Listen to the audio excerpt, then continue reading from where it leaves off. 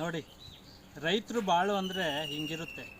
ಒಂದು ಕಡೆ ಜವಾಬ್ದಾರಿ ತುತ್ತಿನ ಚೀಲ, ಇನ್ನೊಂದು ಕಡೆ ಮನೆಗೇನಾದರೂ ಬೇಕಾದರೆ ಅದು ತರಬೇಕು, ಜೊತೆಗೆ ಔಷಧಿ ಹೊಡಿಲೇಬೇಕು. ಕಾರಣ ಏನು ಅಂದರೆ ಔಷಧಿ ಹೊಡಿದಿದ್ದು ಶೈನಿಂಗ್ ಇಲ್ಲ ಅಂತ ತಿನ್ನಲ್ಲ ಕಣ್ರಿ ನಮ್ಮ ಜನಗಳು.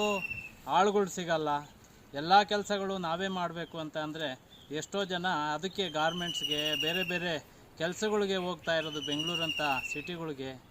ಏನು ಮಾಡೋದು, ಎಷ್ಟೋ ಜನ ಕೇಳ್ತಾರೆ ಔಷಧಿ ಹೊಡಿಬೇಡಿ ಹಾಗೆ ಬೆಳೀರಿ ಅಂತ.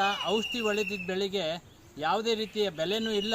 ಔಷಧಿ ಹೊಡಿತಿದ್ದಂಗೆ ಏನಾದರೂ ರೈತರು ಬೆಳೆ ಬೆಳೆದ್ರೆ ಇದೇ ಔಷಧಿ ನಾವು ಕುಡಿಬೇಕಾಗುತ್ತೆ ಅಂತ ಪರಿಸ್ಥಿತಿ ಬಂದ್ಬಿಟ್ಟದೆ. ನಮ್ಮ ಕಷ್ಟ ಯಾರಿಗೂ ಹೇಳೋಕ್ಕಾಗಲ್ಲ. ರೈತರಿಗೆ ಬೆಂಬಲ ಬೆಲೆ ಇಲ್ಲ. ರೈತರು ಬೆಳೆದ ಬೆಳೆ ಅಥವಾ ತರಕಾರಿಗೆ ಯಾವುದೇ ರೀತಿಯ ಕಿಮ್ಮತ್ತು ಸರ್ಕಾರನೂ ಕೊಡಲ್ಲ.